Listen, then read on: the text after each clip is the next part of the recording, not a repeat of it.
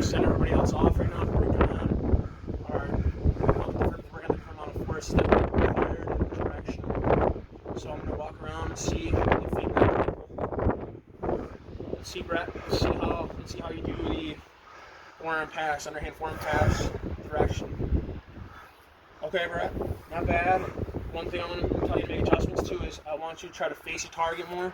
So instead of standing like this to serve it this direction, I would like for you to be like this, with your 1 foot back like this, 1 foot forward, and you're facing your target. Because you want to face your target, because if you face your target, you're more likely to have the ball heading in the direction where it has to be. Alright, let's see what you can do, Alex. Okay, Alex.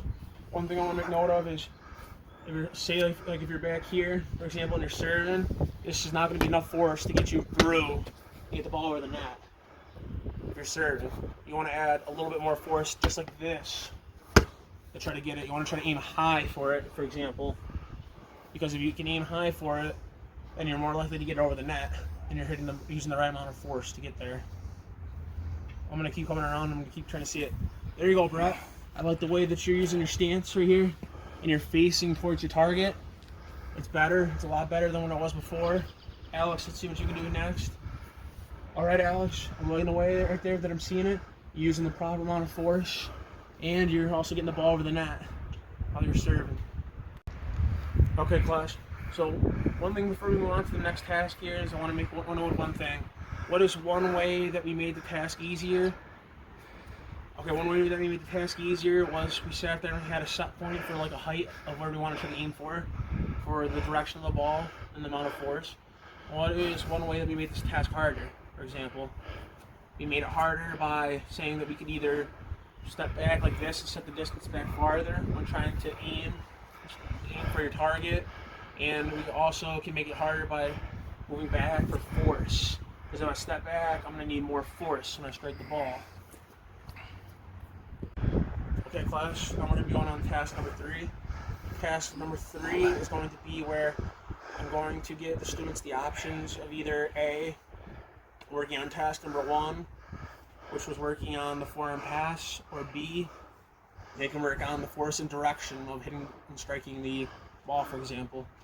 So in this task, I'm going to be walking around, I'm going to be observing everyone, and I'm going to try to be giving you feedback so that you can receive my feedback, and I can see that if you're using the feedback as a form of one of our objectives for the day, for the affective domain, which is using corrective feedback that is given to you. Okay, class, for task number 3, this is what I'm going to do. I'm going to do a quick demonstration. So, for example, if I pick the forearm pass, the forearm pass is going to be like this. I want to have the ball out in front of me, just like this. I'm going to have my arm out like this, my leg back, and I'm going to follow through.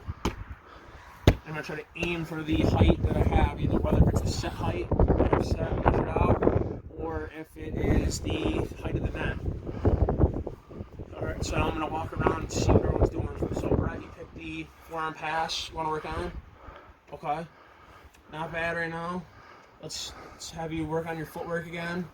Let's have you work on the forearm pass, just like this. So you want to work on the forearm pass. So our objective that we want to try to measure is, can you try to hit it over the net, or can you exactly hit it to the point that we have picked out, for example.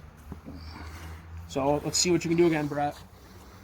Okay, Brett, not bad. You got it over the net.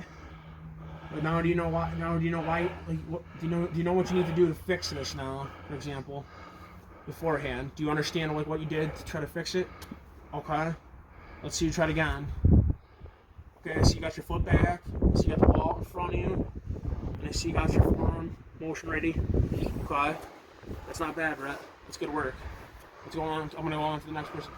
So, Jeremy, let's sit there and let's see you use your amount of force here. Okay. So you're gonna use the force and direction. So I like how you got your form, where you got your leg back, just like this. You're facing towards your target, just like this, and you're following through. I like that. That's really good. Now let's sit there and see. Can you go to a different direction now instead of straight? Can you hit to the left? Okay, you can hit to the left. That's good. Can you explain to me why and how that you learned how to hit it to a different direction? Yes. So the reason why you're able to hit to a different direction is because you turned your body just like this, for example. So if I'm aiming to the left side of the court, I want my body facing just like this. If I'm aiming towards the middle, for example, I want to be just like this. If I'm aiming towards the right, I want to be just like this. Okay, class, so one thing to make note of. One way for me to make task number 3 easier is by like what I did by giving you the option of which choice you want to pick for it, whether it's the forearm pass you want to work on, or if it is the different directions with different amount of force to use, like this. So one way for me to make this task harder is either by me picking one for you, which can be beneficial, or it might not be beneficial for you, depending on like which one you prefer more. Another way that I can make this task easier and harder is that I could sit there and I could give you more feedback to make it easier. Harder, I can make it harder by me just observing you and by me just trying to see what you know, by just sending you off and then grading you by how much you know, how much you retained from the lesson today.